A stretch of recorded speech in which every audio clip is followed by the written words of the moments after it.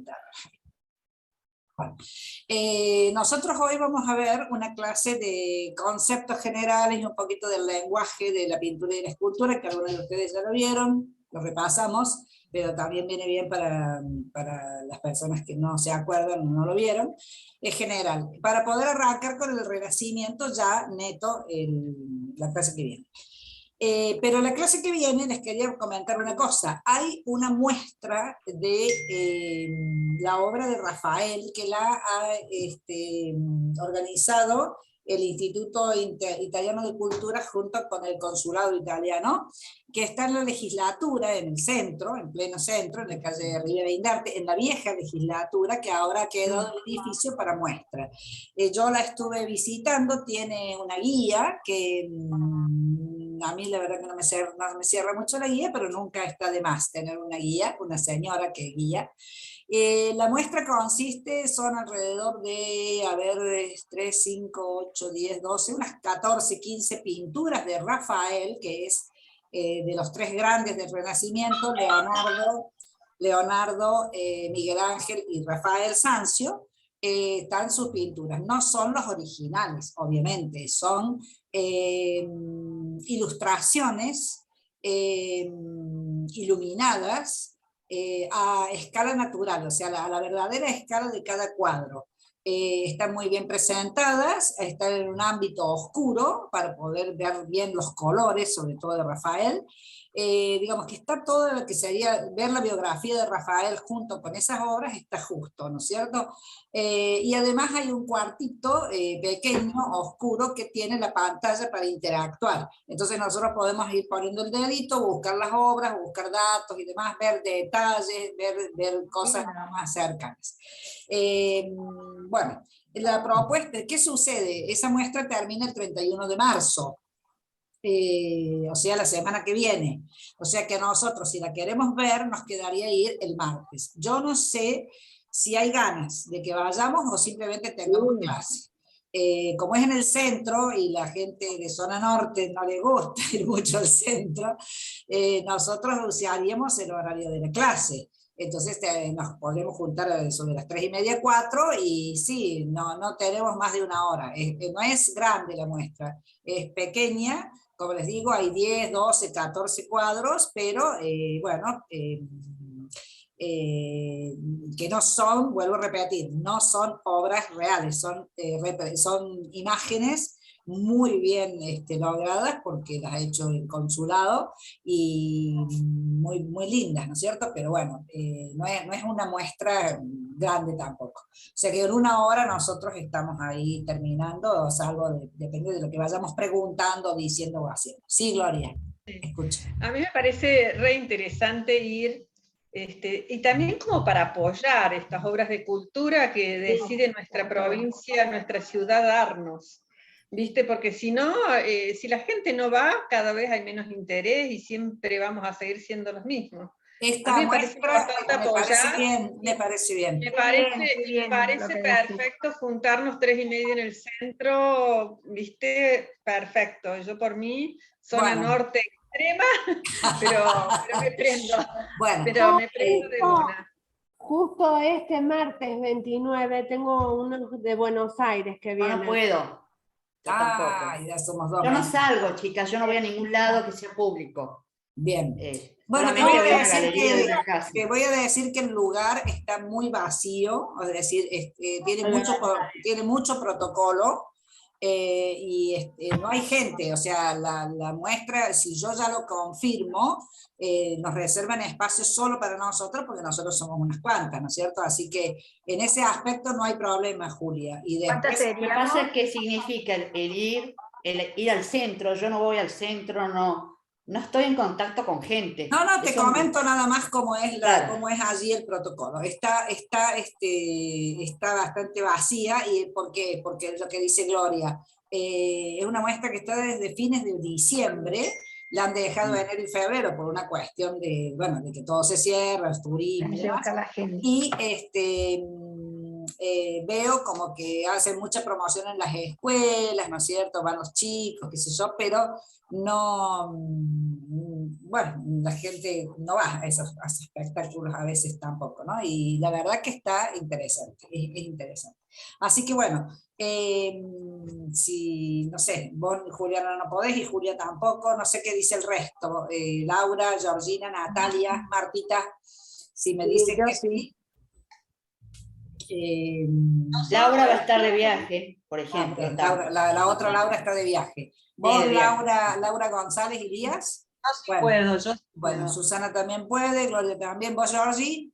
Yo sí ¿Te podría, interesa? tengo que organizarme, pero me interesa, Bueno, me te interesa. interesa. ¿Vos, Natalia, podés? ¿Te interesa? Yo también, yo trabajo en el centro y termino como a las 3:30, así que yo estaría fantástica para las 4. Bueno, de paso también nos podemos ver. Y Martita, no sé si está en Tequeco Negra todavía, pero vos podés. Bueno, lo lamento, puedo. Julia y Juliana, después les contamos entonces la historia. Porque como después vamos a arrancar el Renacimiento, que no sería el martes que viene, sería el otro, pero ahí, entre otras cosas, vamos a ver la biografía de Rafael y ustedes ya lo van a tener incorporado. Dicho esto y terminando, así arrancamos de una vez, vamos a compartir la pantalla. ¿Quieren música o arranco con la clase? ¿Quieren música? Bueno, entonces la música que vamos a arrancar hoy tiene que ver con o sea, iba a seguir viendo la música de Renacimiento, como vimos el Grillo, una de las canciones que vimos el otro día, que es parte del Renacimiento. Les había separado otra que es muy linda, que tiene que ver con el inicio de la ópera en Italia, y en este final del Renacimiento inicia todos los músicos del Renacimiento que van a desarrollar mucho el tema de la música, se sale del canto individual, del canto gregoriano de la Edad Media, y arranca con, entre otras cosas, se inicia el desarrollo de la ópera, que ustedes saben que se la asocia directamente a Italia, y es en este periodo, y la asociación que hacemos es que es un poema que se escribió en relación al final de un amor, como que se cae, como caen las hojas en el otoño. Tiene esa asociación, siempre se lo maneja con la relación al otoño también. ¿Viste el verso que tiene la vida separa silenciosamente a aquellos que se aman? Ay, no, me la lloré. Además, bueno, este poema lo escribió Jacques Prévert, ya existía un poema primitivo para un ballet, se escribió esto para un ballet. Como eso no caminó, en el año 1946, el director de cine Marcel Carné quiere hacer una película y le encarga a Jacques Prévert, que es dramaturgo, escritor, es poeta, ¿no? Un surrealista de la década.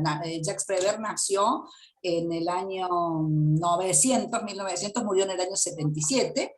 Es el típico poeta popular de la Francia de los 50, de los 60, y como decimos, surrealista, adherente al surrealismo. Después se peleó con el principal del surrealismo, pero bueno, le encarga a él especialmente que escriba esta poesía, y con Joseph Cosma, que es el músico que le pone la música, finalmente lo usan para una película.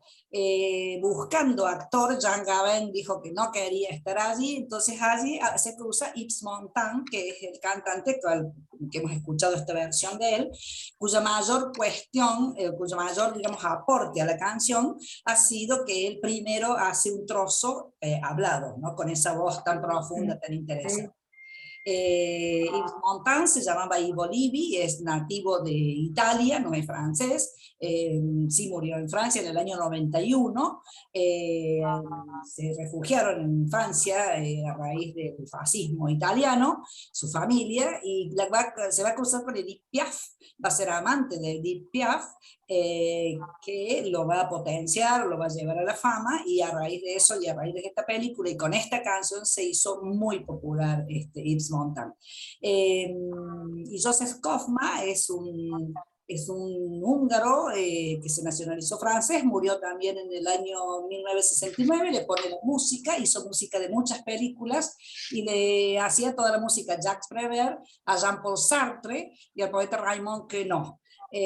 Son, digamos, todos partícipes de una etapa de esta Francia tan exquisita que fue alrededor de los años 50 y 60. Esta canción fue muy popularizada, o sea, tuvo muchas versiones, tuvo más de 300 versiones.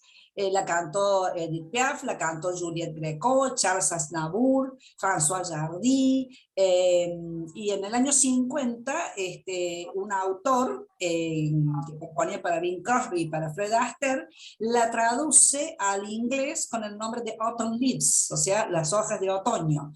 Le cambia un poquito la letra, la música la hace un poquito más atemperada, mucho más triste, y la interpretaron a esa canción en inglés Frank Sinatra, Barbra Streisand, Eric Clapton, Miles Davis, Ella Fitzgerald, Louis Armstrong, entre otros, ¿no? O sea que es una canción muy versionada, pero realmente la de Yves Montand es la más icónica, ¿no? Porque marca la época de esta Francia tan intelectual también, ¿no? Bueno, dicho esto, nos vamos a la clase. Espero que les haya gustado y que la hayan disfrutado. Después la pasamos por el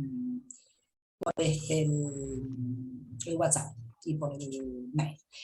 Chicas, hoy vamos a ver una cosita, que, o sea, como les dije, hoy vamos a terminar de ver, digamos, los conceptos generales que tienen que ver con el arte y que tienen que ver con lo que estuvimos hablando en la última clase, las que no estuvieron, no lo saben, pero estuvimos conversando un poquito de los alcances, ¿no?, de las obras artísticas. Vamos a ver un poquito eso hoy, rápidamente, y el lenguaje del arte de paso. ¿Todo el mundo me escucha y me ve bien? Perfecto. Bien, bueno, perfecto. Entonces vamos a continuar. Silencia, Liliana. ¿Cómo? Silencia todo. Que silencies a todos. Sí. Dame 2 minutos porque yo he perdido el control. No yo, sino el control de la reunión, pero en un cachito que no lo encuentro. Bueno, como somos pocas, ya están silenciadas todas. Bueno, nosotros cuando tuvimos la primera clase habíamos dicho que íbamos a hablar un poquito de conceptos, que es el arte, de lo que es la historia del arte y los lenguajes del arte, de la pintura, la escultura y la arquitectura. Y la línea cronológica que ya la terminamos de ver completa. Esta es la línea cronológica que se estudia la historia del arte desde el siglo V en general, de la Grecia clásica, pasando por todos los periodos hasta el siglo 2021 ya, que encontramos otras manifestaciones. Vamos a tratar en este año de ir desde acá, Renacimiento, hasta el 21, a donde lleguemos. Pero, previo a esto, quiero que quede claro, más que nada para que vean el alcance, la forma, el formato de lo que hablamos, ¿no? Y el concepto del arte que tiene que ver con las creencias, las rituales, los códigos sociales, los códigos morales, la magia, la ciencia, el mito, la historia, todo eso está incluido dentro de lo que es la obra de arte, el concepto de arte, y por lo tanto se transforma en un medio de comunicación, y como tal medio de comunicación es un lenguaje. Yo les voy a ir hablando de esto rápidamente y van a ir teniendo unas imágenes nada más que significativas, no tienen, digamos, una directa relación, pero les he ido puesto los distintos formatos de arte, como esto, que es desde los 800 antes de Cristo, ¿no?, que lo vimos el año pasado cuando estuvimos viendo las culturas en general y los producidos, ¿no?, estos trabajos estos bajorrelieves tan importantes que fueron de las distintas culturas con sus diferentes, las sociedades van produciendo sus objetos artísticos. El hombre utilizó las artes visuales para expresar sentimientos, anhelos, convicciones, ¿no?, es decir, también es mítico.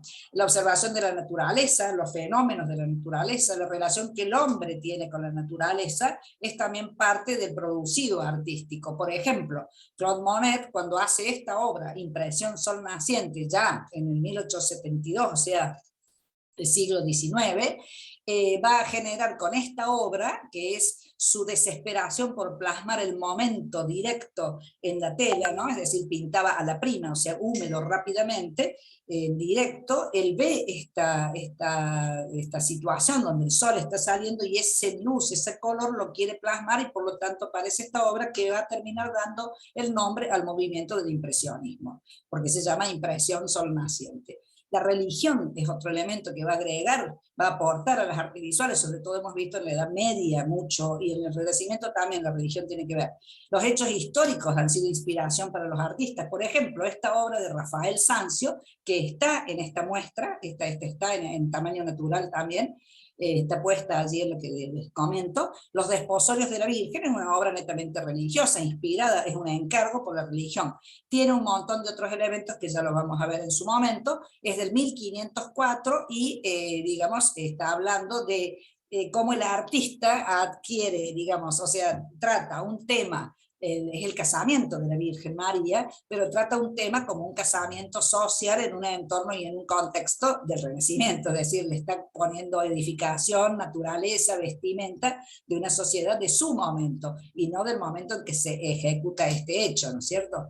El arte, decimos, es una categoría cultural, es la expresión de las capacidades simbólicas y representativas de la sociedad. Ustedes saben que el trabajo con el símbolo es un trabajo importantísimo para el hombre, ¿no? O sea, fue muy desarrollado después en el siglo XX por Carl Jung, todo lo que tiene que ver con la capacidad que tiene el hombre de convertir elementos en símbolos. El arte nos da un conocimiento configurado del mundo. Cuando hablamos, por ejemplo, de obras de la Edad Media, de obras del Renacimiento, de obras del impresionismo, de obras del realismo, de cualquier etapa que tengamos, nos está trasladando también a la época. El artista ha plasmado elementos de su conocimiento del mundo, hasta donde sabían cómo era el mundo, ¿no? Por eso, en las primeras etapas, el arte tiene una función mágica, porque el hombre todavía había cosas que no las conocía ni las sabía, y lo utilizaba para eso.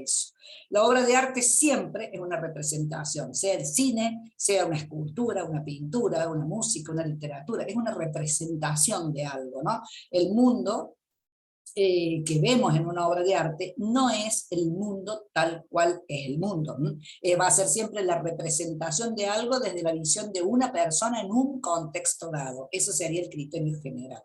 Esta obra de René Magritte, que estudió mucho, este es un maestro del surrealismo de nuestro siglo XX, René Magritte, tiene una obra preciosísima.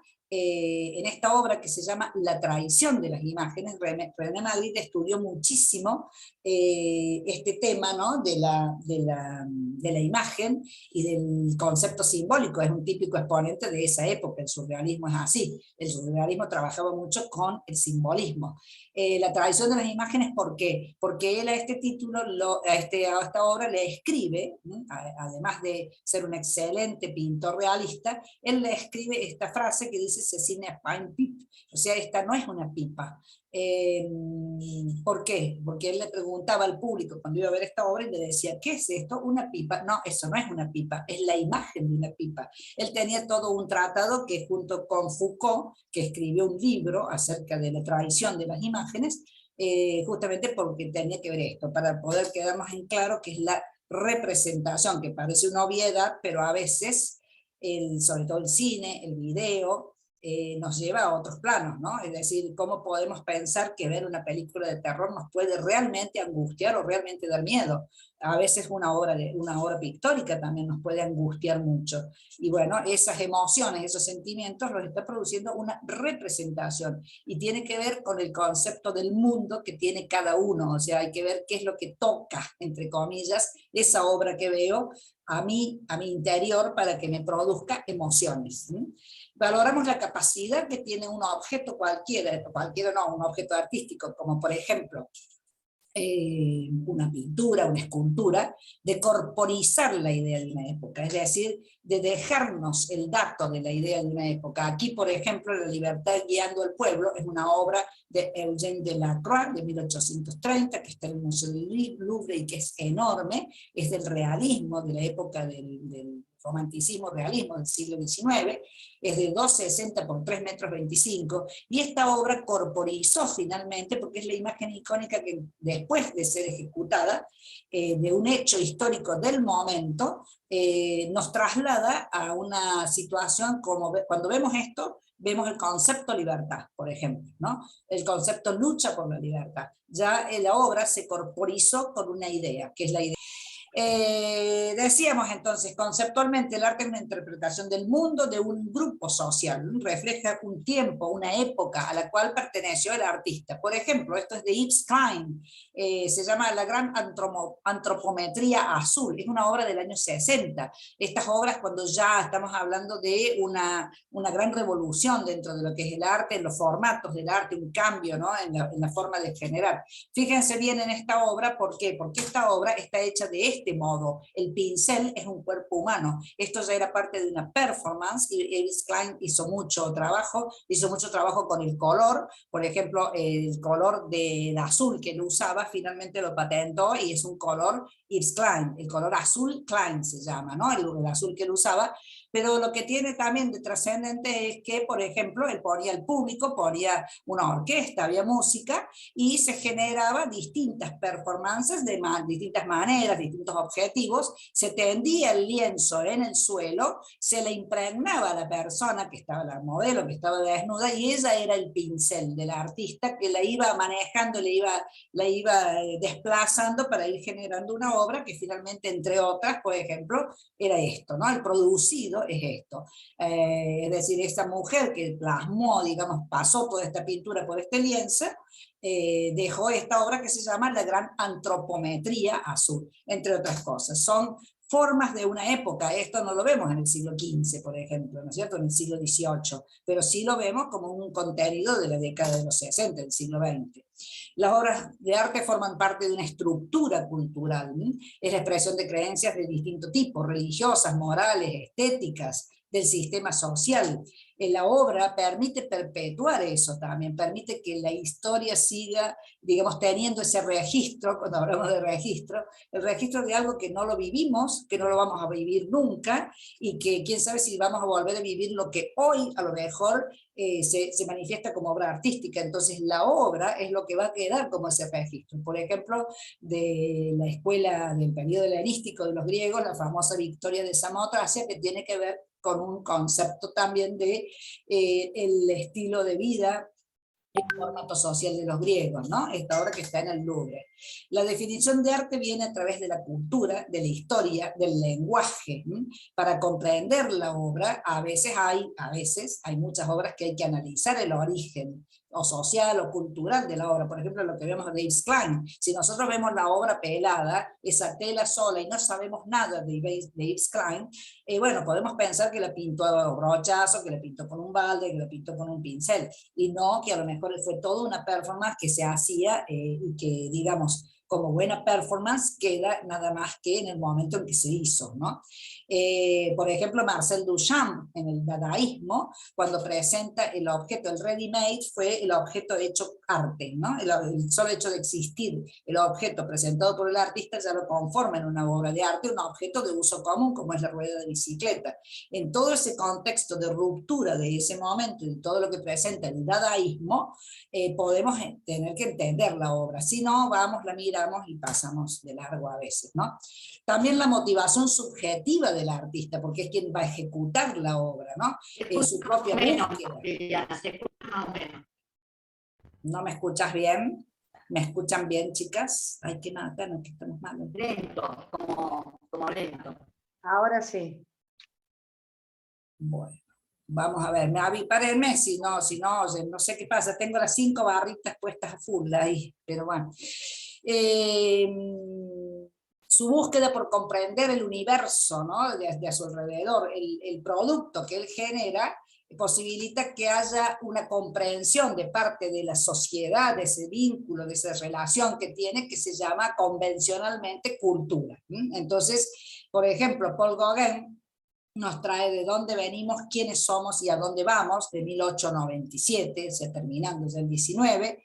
¿Y por qué? Porque él, digamos, aquí, en esta vida que el artista se va a hacer a las islas, a la Polinesia, ese cambio rotundo de vida que hace, que se va desde Europa a ese lugar y se impacta muchísimo con la sociedad, con la forma de vivir, con los colores, con la luz, él genera obras que también ese cambio en la forma de vida le lleva a tener una angustia existencial muy importante, a preguntarse cosas como esta, ¿no? ¿Quiénes somos? él se lo pregunta y él genera esta obra, se la considera, esta obra completa, como un tratado filosófico, ¿no? De todo tipo, no lo vamos a analizar ya, pero es un manifiesto casi de su propio pensamiento, ¿no? En relación a ese mundo nuevo que él había descubierto. La existencia de los materiales, bueno, justamente eso lo que decimos es parte de un proceso llamado cultura, es una convención de cultura, es una convención que entre todas las sociedades vamos generando con los años, con el tiempo, con la historia.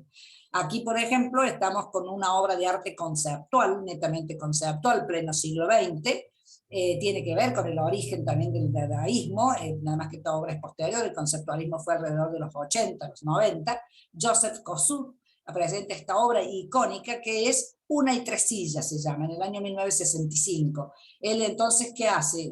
Presenta la silla, el objeto en sí, la foto de la silla y la descripción bibliográfica, digamos, de la silla, y todo esto conforma una obra conceptual que él tiene todo un manifiesto en relación a ello. Por eso hablamos de que el artista también con todas sus concepciones y creencias tiene que ver en este tema de cómo genera la obra.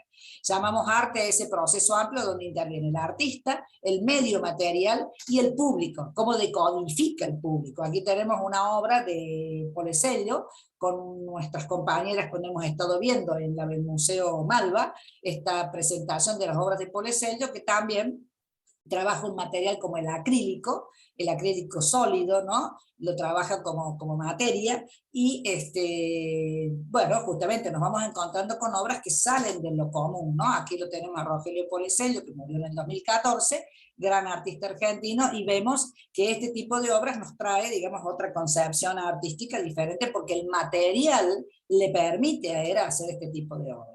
Lo importante no es lo que en realidad tiene en sí el arte, decimos, sino la interpretación que hacemos, lo que significa como lenguaje. Por ejemplo, obras como el Guernica se han convertido para toda la sociedad en símbolos, o sea, nos manifiesta la idea, cuando leímos 2 líneas del Guernica, sabemos que lo hizo un artista muy famoso, aunque no sepamos quién es, fue Pablo Picasso, por supuesto, pero que tuvo que ver con un hecho histórico que fue el bombardeo de una localidad civil, como fue Guernica en el País Vasco, y que a él ha pedido, digamos, hace esta obra en su momento, y se vuelve también una obra icónica, ¿no? Tan icónica que generó un manejo diplomático para poder recuperarla y sacarla de Estados Unidos y llevarla nuevamente a España, por ejemplo. Etimológicamente, la palabra arte proviene de ars, que tiene que ver con esta división que hacían los griegos del reino de natura, o sea, lo creado por los dioses, decían ellos, y el reino del ars, lo creado por los seres humanos. Es decir, que el ars es una creación netamente de una producción del hombre, ¿no? Como también tiene que ver la arquitectura, por eso les pongo esta imagen del Panteón. Y tiene que ver con tecné. Tecné, el vocabulario etimológicamente de la palabra tecné del griego, significa la destreza, la pericia, la habilidad para realizar una actividad para un fin determinado. Entonces el arte tiene que ver con esta dentro del reino de la natura, digamos, el reino de lo creado por el hombre, y tiene que ver con la destreza y con el material, cómo lo ejecuto. Los griegos antiguos dividían las artes en superiores y menores, esa era la división que ellos hacían. Luego, a través de los siglos, vamos a encontrar que las bellas artes se definen como, eran 6, la arquitectura, la escultura, la pintura, la música, la declamación y la danza, siendo que la declamación incluye a la poesía y la música incluye al teatro. Como esas eran 6 bellas artes, el cine, hoy, a partir del año 1911, a raíz de Ricciotto Canudo, que era un crítico que calificó al cine ya en 1911 como el 7º arte. Por eso se le dice al cine el 7º arte, porque se incorporó a esta división de los 6 artes. Aquí tenemos otra gran obra, ¿no? La de Van Gogh, como La noche estrellada. En el siglo XV, por ejemplo, empieza la distinción, que es lo que vamos a ver en el Renacimiento, aparece la distinción entre el artesano y el artista. Y además el artista ya tiene nombre y apellido. Allí empieza el artista a firmar, a figurar, a poder ser el personaje, porque en el Renacimiento nosotros tenemos una vuelta al hombre. El humanismo del Renacimiento hace que la figura del ser humano se califique, y por lo tanto el artista va a ser una persona con nombre y apellido. En ese momento las artes liberales eran tres, o sea, incorporaban los tres oficios: escultores, pintores y arquitectos.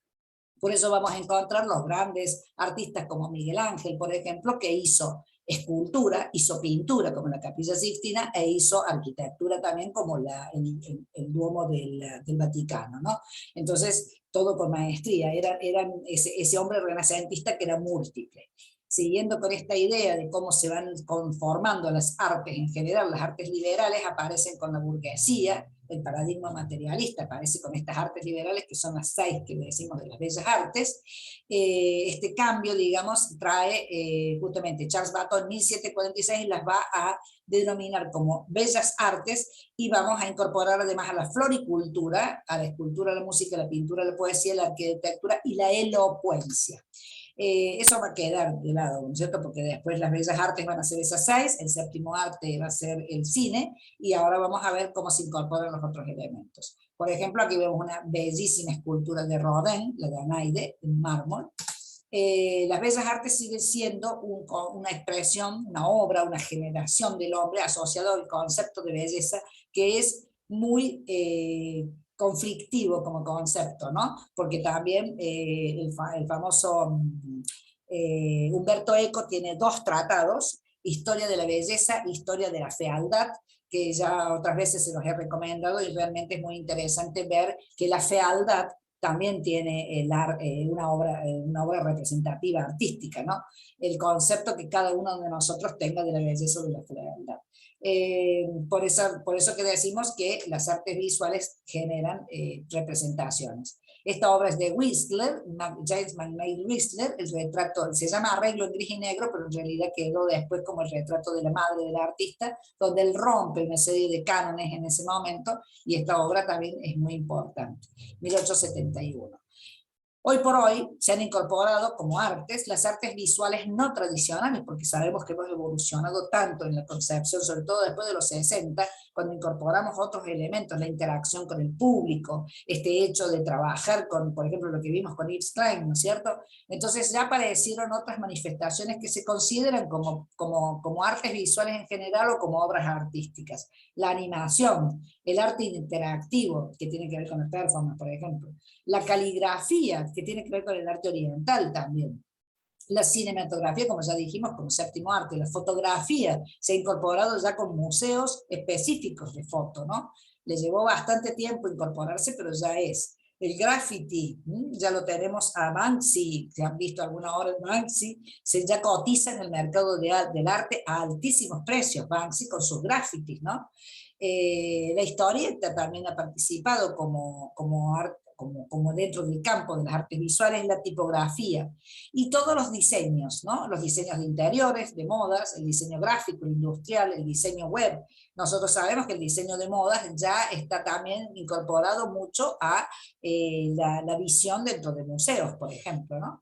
Andy Warhol, con su manera de estampar, empezó a hacer serigrafías y empezó a hacer estampados en masa, ¿no? Por esta cultura de las masas de los 60. Andy Warhol, artista pop, del pop art, de la etapa del pop art, lo vamos a encontrar, por ejemplo, con un objeto tan popular como era la lata de sopa, que además a él le gustaba, repetida en todos sus gustos, ¿no? Aquí, y lo transforma toda esta obra en una obra de arte. O por ejemplo esto de Antonio Gaudí en el Parque Güell, que también se lo considera como una manifestación artística, todo este trabajo del trencadís, que es típico de toda una sociedad del Mediterráneo, ¿no? Y además el manejo que él hace del color y de la forma. Marc Chagall, con esta obra del cumpleaños, donde ya estamos hablando de una etapa de las vanguardias, y como cada artista le va a poner a cada manifiesto artístico una impronta de concepción de incorporémonos como obra de arte.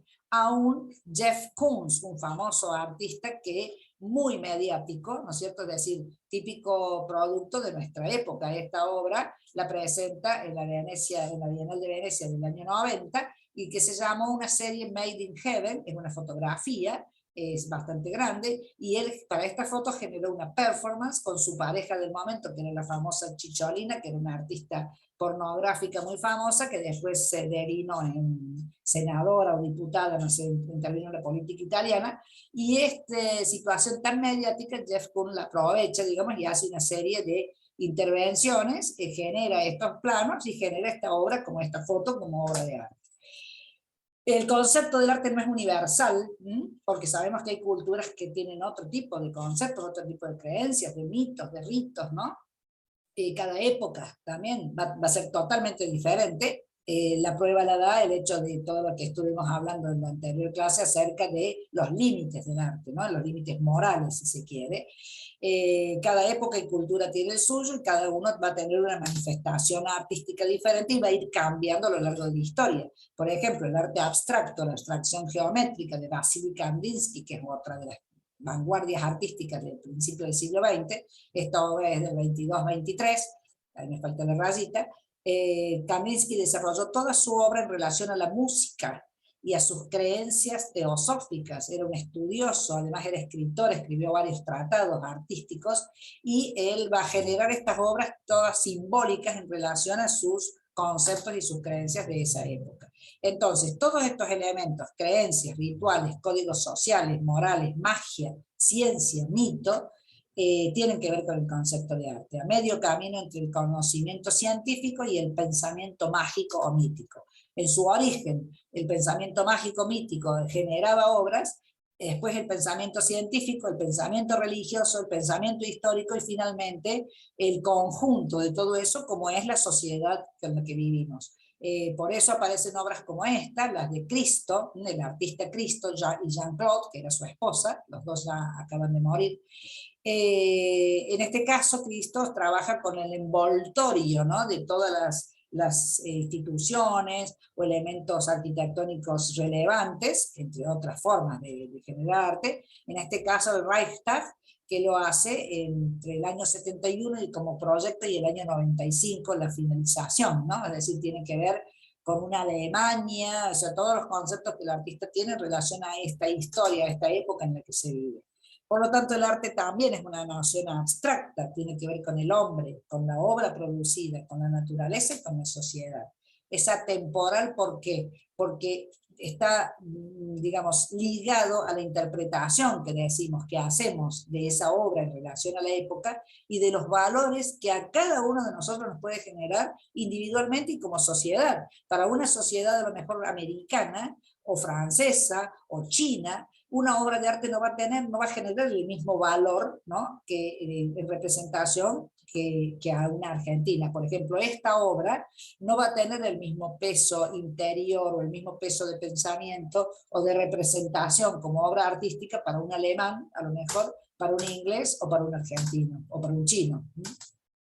Esos conceptos son los que tenemos que tener en cuenta siempre cuando vamos viendo la historia del arte también, es como para que decantemos un poquito, que es muy amplio, ¿no?, todo lo que podemos llegar a ver. Por ejemplo, Leonardo con esta última cena, ¿no?, que generó en esta edificación, que quedó, digamos, como mural, como fresco, y que es una representación religiosa en definitiva, ¿no?, porque está hecha precisamente para un lugar de religiones, de religiosos.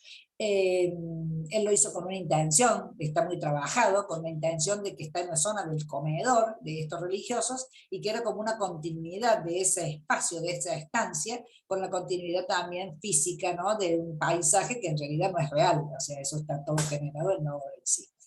El arte es un producto o un acto creativo, ¿no es cierto? Es un medio de comunicación, es una necesidad que tiene el hombre de expresarse, y aquí vemos cómo marca una época, ¿no? Las Meninas, o en realidad el nombre es la familia de Felipe IV, el rey, hecho por Diego Velázquez, donde el artista también se incorporó a la obra, y vemos aquí una escena cotidiana, un momento de una vida, un momento muy íntimo, ¿no?, de un lugar muy íntimo de esta familia de Felipe IV, y en el espejo podemos ver la entrada, el ingreso, la llegada de los reyes, el rey y la reina, a a este momento en la vida íntima de esta familia real. Ahí está el perro, ahí están todos los que participaban, y de repente Velázquez logra una obra donde nos ha incorporado, porque nosotros no conocemos, no sabemos cómo era esa época, menos en un palacio y menos con el rey, y sin embargo el artista ha logrado que la obra tenga una magnitud, digamos, de emoción tan relevante, que parece como que nos ha hecho partícipe de un momento que pasó hace 5 siglos, ¿no? Dentro de toda esa conceptualización, además le agregamos las funciones que puede tener una obra de arte, sea la que sea, ¿no? Por ejemplo, tradicionalmente se estudia que la función del arte primaria, primigenia, fue la función religiosa, ese carácter mágico religioso que se le daba a un objeto artístico. Tiene que ver mucho con el origen, ¿no?, de las obras de arte que se han encontrado. Por ejemplo, esta Venus de Willendorf, este nombre Venus es producto del estudio posterior, ¿no? Y Willendorf es el lugar en Austria donde se la encontró. Esta obra se la considera una de las más antiguas, ¿no?, producidas por el hombre, está entre el 28.000 y el 25.000 a.C., y es una estatuita de 11 centímetros, es pequeñísima, pero lo que tiene de importante es que después distintos estudios se encontraron muchísimas Venus, que son la representación de la fertilidad, ya sea agrícola o más adelante va a ser agrícola, pero tiene que ver con esto, ¿no?, la fertilidad del hombre, por la forma en la que se generó esta imagen de mujer, y por eso se la llamó Venus, es una mujer la imagen, no es un hombre, con ese cuerpo, ¿no?, tan redondeado, con esas mamas tan enormes, como si estuviera por dar de mamar. Es decir, nos está dando una idea de algo que sucedió hace miles de años. Otra vez me dice que tengo conexión inestable, ¿verdad? O estas pinturas rupestres que hemos hablado mucho de ellos y que tienen que ver con esta función de cumplir el arte, ahuyentar miedos o generar, enseñarles a los hijos o conocer el mundo que te rodea, saber cómo eran estos animales, ¿no? Con el agregado de que estos artistas desconocidos, anónimos, realmente manejaban la abstracción de una manera espectacular, ¿no? Porque con 4 líneas nos ha marcado un animal que ya sabemos de qué se trata o cómo era. La función política también fue muy importante a lo largo de muchos siglos, mostrar el poder o mostrar la riqueza. Esto, por ejemplo, es un monumento en Egipto. Los faraones intimidaban en este lugar a los embajadores que les llegaban por la escala, ¿no?, de este elemento, con los faraones puestos allí, la entrada, miren la escala humana, impresionante. Pero también esta función política la hemos visto, el poder y la riqueza lo hemos visto en el siglo XVIII, en el Renacimiento, lo vamos a ver a lo largo de todos los siglos. La función conmemorativa, educativa o propagandística del arte, muy importante, y hoy fíjense que con el manejo de los medios también la seguimos utilizando, la función esta de ya sea o conmemorar o propaganda o educativa, ¿no? Siempre ha tenido esa posibilidad. En este caso, los romanos, el arco de Constantino en el año 315, conmemorando las victorias, y por eso todo el arco, además de tener una función arquitectónica, tiene la función artística por todos los relieves, los medallones que tiene agregados con el relato, ¿no?, de todas las batallas y los triunfos. O la religión, que hizo uso también de la obra artística para esta función educativa o propagandística, o a esta población que no sabía ni leer ni escribir, la imagen era la que lo definía. Por ejemplo, estos tímpanos del juicio final, donde ella le habla de Dios, de los santos, y del cielo y el infierno en relación al derrotero de qué te va a pasar después que te mueres. También la función propagandística, ¿no? El gran arquitecto de Hitler, Albert Speer, que le generaba estos escenarios, estos espacios, ¿no?, que utilizaba elementos artísticos para poder generar sensaciones. Debe haber sido muy conmocionante esta escala, también utilizaba una escala tremenda para estos actos públicos, que en algunos casos han quedado muy registrados y realmente muy marcados por las cosas que fueron sucediendo en ese momento, y todo esto estaba cuidadosamente planeado desde el punto de vista estético, cuidar el color, cuidar la escala, cuidar la representación, ¿no? Entonces ya desde el uso de la esvástica también. Conmemorativa, por ejemplo, este monumento a los judíos asesinados en Berlín, que es tan impactante. Esto fue un concurso internacional y este monumento, si se quiere, tiene que ver con esta expresión artística porque es una serie de cubos de distintos tamaños donde se circula y que tiene una capacidad de transmisión de sensaciones en relación al motivo de la conmemoración, que es el asesinato, y el silencio, ¿no? En el trabajo el color ha intervenido, el volumen, el espacio, la escala, es decir, todos elementos de la concepción artística, ¿no? Que tiene que ver con el objetivo que se percibe. La función estética, es decir, representar un ideal estético y nada más. El arte por el arte va a aparecer también en alguna época de la historia del arte. O sea, el arte porque sí, el arte porque es estético, ¿no? Que también es muy importante. Es decir, es una función importantísima de transmisión de sensaciones. Por ejemplo, Andy Warhol fue muy vapuleado, fue muy criticado en relación a esta concepción del arte por el arte también. Sus serigrafías repetitivas de Marilyn han quedado también para la historia del arte marcadamente fuerte, porque él toma una fotografía de una película en particular y estampó, digamos, con distintos colores y con esas técnicas que él tenía, a raíz de que en ese momento se estaban utilizando la reproducción en masa, ¿no? Este consumo en masa que él criticaba, y Marilyn era una figura que en ese momento era el sex symbol. Coincidentemente él la retrata a Marilyn Monroe en esta obra, ¿no? Cuando en el mismo mes en que aparece esta obra, ella se suicida, ¿no? Y por lo tanto, este hecho de esta repetitividad que él hizo de tantos retratos de Marilyn con distinto color en un personaje tan controvertido socialmente como era Andy Warhol, hizo que la imagen de Marilyn todavía quedara mucho más plasmada de la fama enorme que tenía en ese momento. Ella encarnaba en ese momento la celebridad y el símbolo sexual, y esa era la idea de Andy Warhol, representar a los personajes famosos, ¿no? En esta repetición de imagen, que era lo que él concebía como esa sociedad tan repetitiva de consumir cosas todos iguales, ¿no? O sea, tenía un doble mensaje este sistema. Vamos a verlo en el arte pop en la década del 60.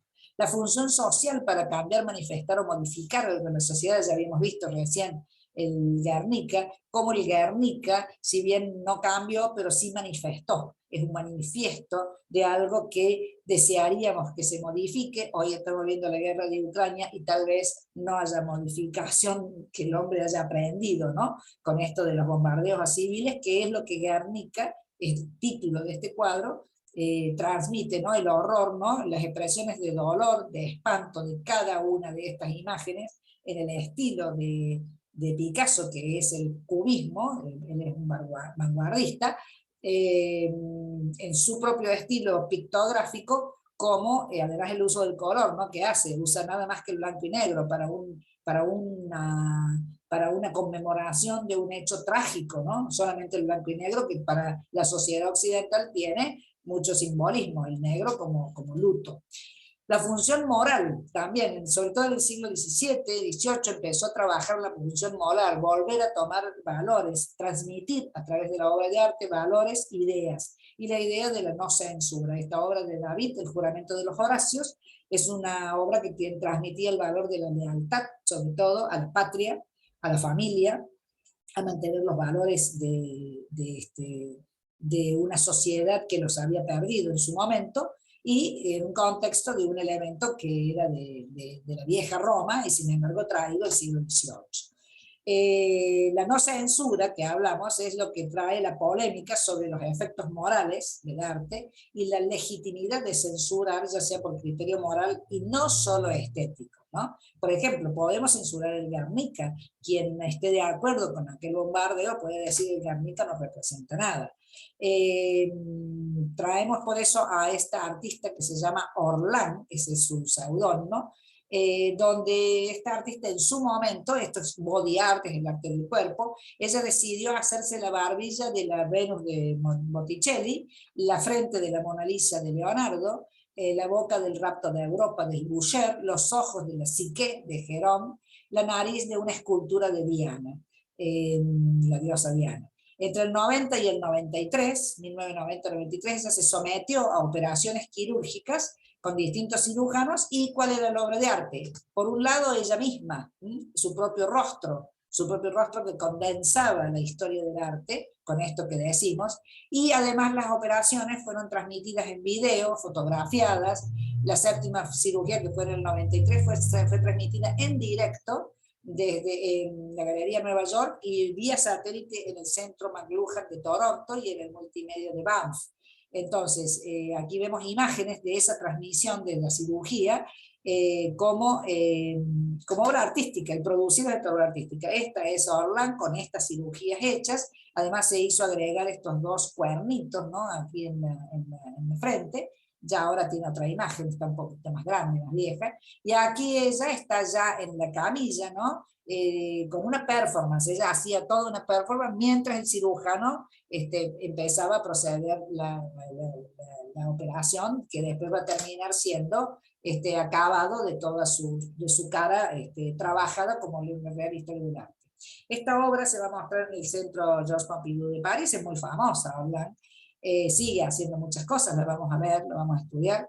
Estuvo en el MoMA de Nueva York, en el MoCA de Los Ángeles y el MACBA de Barcelona. Y bueno, ella, digamos, tiene su criterio como obra artística en base a lo que cree, a lo que piensa, y así lo desarrolla. Por eso la traemos a colación con esto de el valor, el concepto moral, ¿no?, de una obra de arte. La cuestión, hay muchas cosas mucho más intensas, ¿no? Ya vamos a llegar a eso. O nuestra propia artista, Nicola Constantino, digo nuestra porque es argentina, nacida en Rosario, en el año 64, cuando ella hace fotografía, las fotografías las toma, siempre ella es la protagonista de sus fotos, y además genera toda una instalación. Ella se incorpora a una instalación cuidadosamente armada y después la obra artística en sí es la foto. O sea, la instalación en sí no tiene participación pública. Ella lo prepara, lo arma y lo fotografía. Aquí la vemos a Nicola con esto que genera como una Venus, ¿no? O sea, un atavío muy, muy mezclado con esta Venus que a su vez tiene una connotación al arte argentino, al argentino que es la vaca abierta, ¿no? Con este formato donde si fueran alas, ¿no?, como si fuera un ángel aquí atrás. Es decir, ella tiene todo un manifiesto en relación a esta concepción de esta obra, que se llama Nicola alada, inspirada en Bacon. La foto es grande, 1,75 por 1,35, y es, digamos, la obra es la fotografía. Aquí vemos un detalle de su performance, ¿no? Ella arma todo este esquema para poder hacer esta fotografía. Entonces, la polémica que existe desde la década del 60 es si es legítimo censurar o no, por distintos criterios que no sean los estéticos, una obra de arte. Y todavía sigue, porque cada vez tenemos más elementos para poder polemizar acerca de hasta dónde llegan los límites, ¿no? Nicola Constantino con una trilogía que ya hace la trilogía de la muerte de Nicola, es decir, es ella misma asistiendo a su propia muerte. Como ella ve esta situación, son 3 fotos en un tríptico, o sea, es la trilogía, y aquí vemos la primera, donde ella asiste aquí de espaldas, siempre es ella la protagonista, ¿no? Está como degollada, aquí la vemos Nicola sosteniendo a Nicola, porque además siempre hace este truco, ¿no?, de sorprender en relación a esto que le permite la foto. Y bueno, vemos aquí aquí la vemos desde otro ángulo, es decir, ella hace la trilogía dándole el giro, ¿no?, como hace el cubismo, dándole el giro a esta situación. Y aquí la vemos muy ensangrentada, es decir, hay que ver el postulado que ella tiene para esta obra artística, y bueno, nos encontramos con una obra que a veces puede ser revulsiva, como todo lo que trabajó con las pieles, ¿no?, con el trabajo de las pieles y demás. Ahí está el tema de pensar cuál es el límite moral para una obra artística. Lo estoy poniendo al tema, nada más, no estoy ni polemizando ni nada, simplemente vamos más allá, es decir, en el siglo XX y sobre todo después de los 50, las obras artísticas han llegado a extremos que no se había llegado antes, ¿no? Es decir, porque las sociedades han avanzado en ese sentido, y lo que a lo mejor cuando Manet presenta su Venus desnuda frente a un salón, ¿no es cierto?, de obra, y se lo rechazan y provoca un escándalo, porque era la Venus desnuda con toda una prostituta, con toda la mirada hacia el espectador y demás. Bueno, para esa sociedad en ese momento tal vez esa obra fue precisamente polémica, escandalosa, y era necesario limitarla, y nuestro siglo XX nos trajo tanta otra cosa nueva con la imagen que tal vez eso a nosotros hoy no nos sorprendería, pero sí nos sorprenden otras cosas que están vinculadas con otros elementos, con la mutilación del propio cuerpo del artista, por ejemplo, ¿no? Ya vamos a hablar de esos temas. También el artista, con su personalidad, con lo que siente, con lo que piensa, con lo que trabaja, es lo que tiene que ver, digamos, lo que va a influir en una obra, ¿no es cierto? Lo vemos ahí con la de Constantino, por ejemplo, o con esta de Goya, en el 1814, donde él tiene la necesidad, después de la invasión que produjo en España, de mostrar este hecho histórico, tal vez si hubiera existido ya en pleno la fotografía, el video, la película, eso hubiera mostrado este hecho que Goya, como persona, como estar comprometido, como estar involucrado, tiene la necesidad de mostrar estos fusilamientos de civiles que se produjeron en una loma de parte de las tropas francesas. En una obra que es tremenda como tema, pero es magistral como obra de arte. Lo mismo decimos de La libertad guiando al pueblo, en ese sentido, ¿no es cierto? Es decir, el artista se ve conmovido y por lo tanto tiene necesidad de hacer esa obra, no hace falta que se le encargue. Y también refleja la personalidad del artista. Lo vamos a ver mucho en los autorretratos de Van Gogh, que llegó a hacer una serie de autorretratos donde iba reflejando su propio proceso interior, o de Picasso, cómo fue armando su línea de artística, estética, ¿no?, a lo largo de los retratos que tiene, o la Frida Kahlo, que nos trajo una serie de obras donde ella es una de las artistas que más marcó su mundo interior, que estaba tan tremendamente representando el dolor que ella tenía, el dolor físico que tenía, además de los emocionales, el dolor físico que tenía. Por ejemplo, aquí se representa como el venado herido, ¿no?, donde ella marca todo este venado clavado de flechas, en una relación también a las obras que vemos de San Sebastián, por ejemplo, su propia cara transformada en un venado, ¿no?, ella misma, y las flechas que implican esas agujas que ella sentía, esos flechazos que sentía a raíz de los problemas de la columna, de esas cirugías de columna que había tenido. Y esta es una obra muy representativa, una obra donde ella como que saca afuera, ¿no?, el dolor físico en una obra de arte. Por eso tiene que ver también con lo que le pasa al artista a la obra de arte. Entonces, en definitiva, el arte como obra, ¿no?, va a tener este canal como lenguaje, el emisor, que va a ser el autor, ¿no es cierto?, el artista, con todo lo que hablamos de lo que le puede pasar, y el receptor, que va a ser a quien va dirigido, que puede ser el cliente que encarga, el público en general. La obra, por ejemplo, de Orlando, de su propia cara, ¿no?, es decir, ella va a circular con una cara que es la historia del arte. Y allí nosotros a esa obra la vamos a leer formal o plásticamente, le vamos a leer su significado y le vamos a leer su contexto y la biografía del autor. Todo esto tiene que ver con el concepto de la obra de arte. Esto, digamos, sería una síntesis de lo que hemos estado conversando. Cuando hay obras que no tienen un soporte no tradicional, la cara de Orlan está hablando de un arte donde el soporte es su propia cara, su propio cuerpo. La de Constantino, la obra de arte también tiene que ver con ella misma interpretando, ¿no es cierto? Pero a veces las obras no tienen que ver en el land art o arte de la tierra, que estas obras de Cristo, que ya lo acabamos de nombrar, cuyo nombre era Vladimirov Kharachev y su esposa era Jean-Claude Denat de Guillevon, o Jean-Claude como se le llamaba. Bueno, Cristo interviene en espacios naturales con distintos postulados que hay que también conocer qué quiso hacer con cada obra, como en este caso, Cortina del Valle, que se llama, en todo un contexto de un camino, como si en nuestras sierras, ¿no es cierto?, nosotros hubiéramos intervenido con algo de color y de tela. Además, con todos estos cambios, ¿no es cierto?, tanto políticos, ideológicos, religiosos, lo técnico también va a modificar la visión del artista, y acá nos metemos un poco con la arquitectura, que es donde más se nota.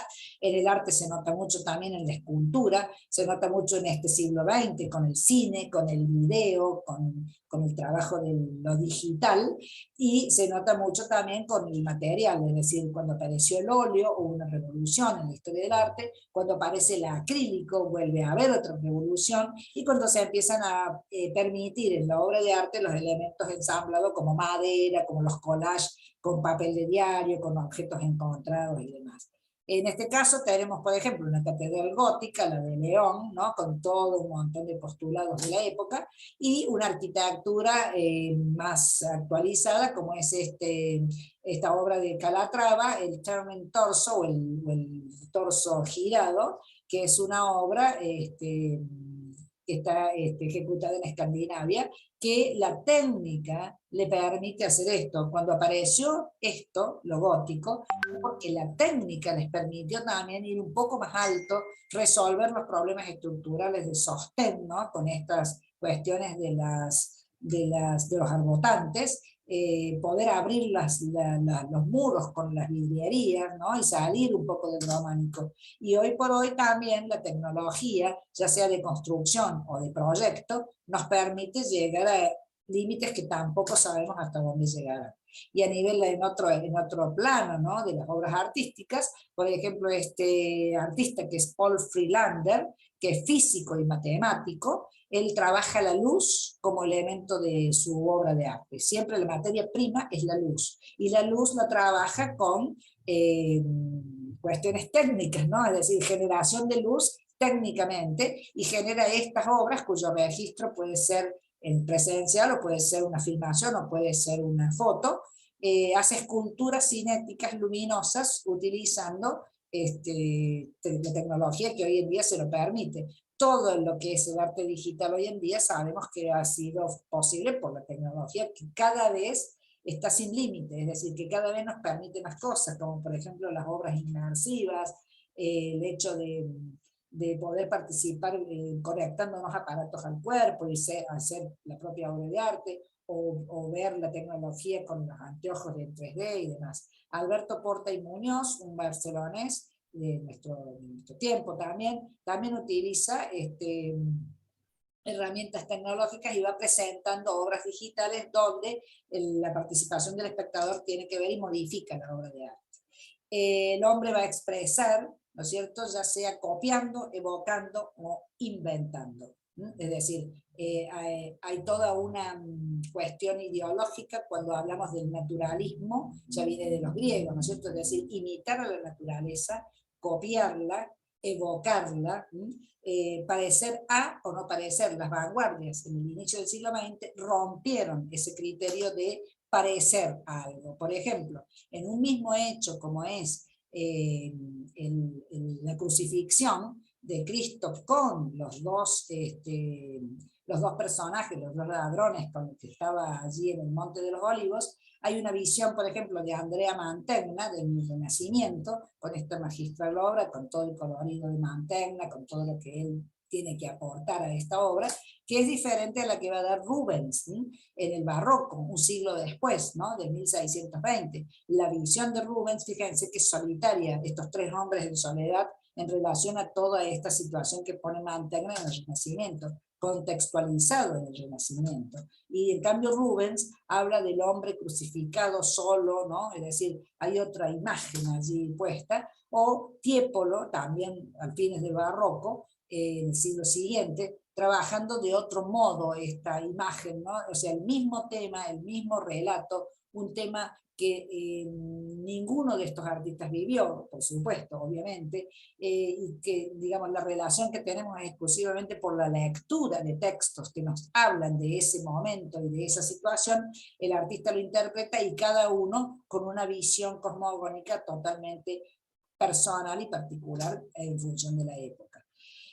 Por lo tanto, ¿no?, dicho todo esto, nosotros estamos hablando de que el arte también tiene que ver con la teoría de la comunicación, que ustedes saben que es un aparecido también del siglo XX, toda esta teoría de la comunicación con el emisor, el receptor y demás, y que por lo tanto es un lenguaje, y el arte tiene su propio lenguaje. Vemos dos cositas del lenguaje del arte que tienen que ver con todas las artes, la arquitectura, la escultura, las artes decorativas, la pintura, la fotografía, el cine, el video. Nosotros vamos a ver un lenguaje un poquito referido a la pintura, de qué se trata el lenguaje. El lenguaje siempre tiene que ver con qué material se utiliza, qué técnica y qué soporte, en el caso de la pintura, ¿no? El material pueden ser los colores aglutinantes, las técnicas, fresco, acuarela, témpera, aguada, temple, óleo, encáustica, pastel, acrílico, mosaico, vidriera. Y el soporte es con esto que está hecho, con qué está hecho, dónde está hecho. Por eso cuando hablamos del siglo XX, hablamos del body art, el cuerpo, el propio cuerpo del artista o el cuerpo de otra persona, ¿no? Puede ser, en general es el cuerpo del propio artista, es el soporte. O como vimos la obra de Cristo recién, el soporte es la naturaleza misma, él interviene en la naturaleza. Y también está el soporte virtual hoy en día, ¿no? Es decir, además del muro, que fue inicialmente el soporte, la caverna era el muro, el papel, el estuco, está doblemente puesto el papel, el estuco, la tabla, la tela, el metal, la madera, el soporte, después de todos estos elementos materiales y de la arquitectura como soporte, pasó a ser el cuerpo propio y la naturaleza. Aquí vemos estas técnicas, el fresco, que es el trabajo sobre el muro de manera directa, con distintas técnicas, pero de manera directa.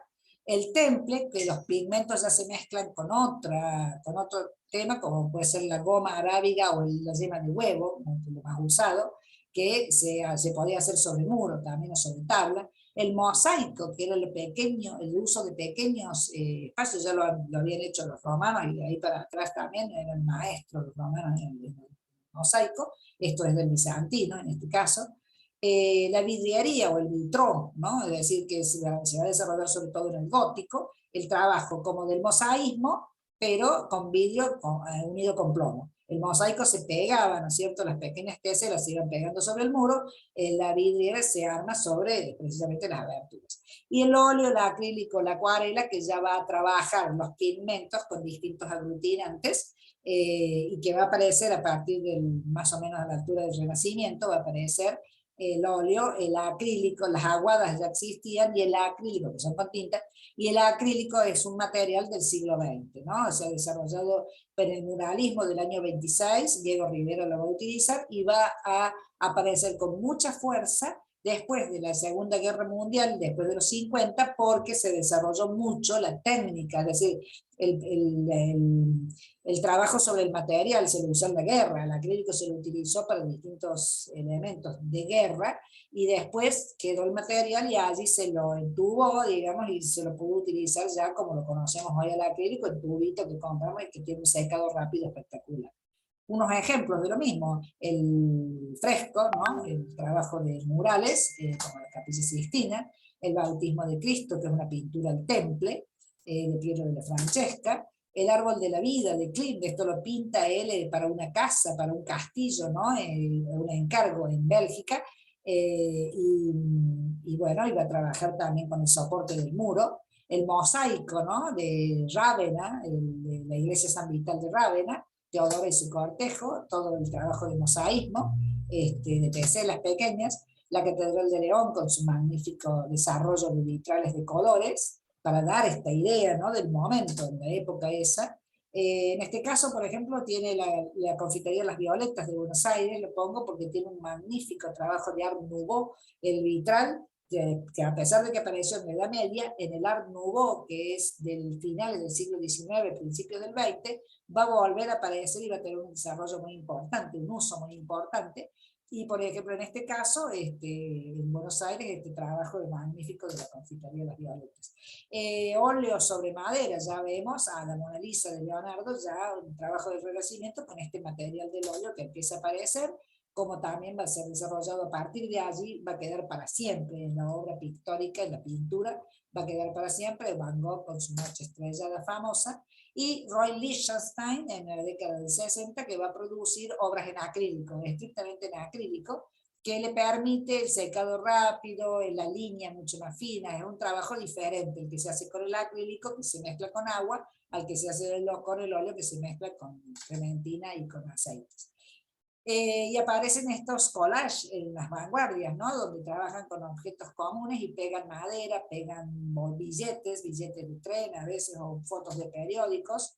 Esta obra de Schweister, que va a ser de la MERS, es decir, el trabajo, como vimos en vanguardia, con el material de desecho, el material encontrado en la calle.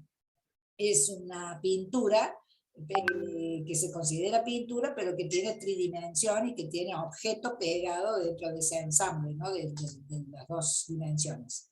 Y los elementos de este lenguaje visual, que son el punto, la línea, la textura y el color, ¿no? En la pintura, que tiene que ver, va a producir obras de arte. Por ejemplo, el punto, reproducido a distintas escalas, puede ser en sí una obra de arte propia. Yayoi Kusama es una artista japonesa que aún está viva, es re grande, que hemos visto obra de ella, trabaja con el color y con el punto. El punto, desarrollado en distintos tamaños de círculos, va a ser el elemento con el cual ella va a trabajar toda su obra.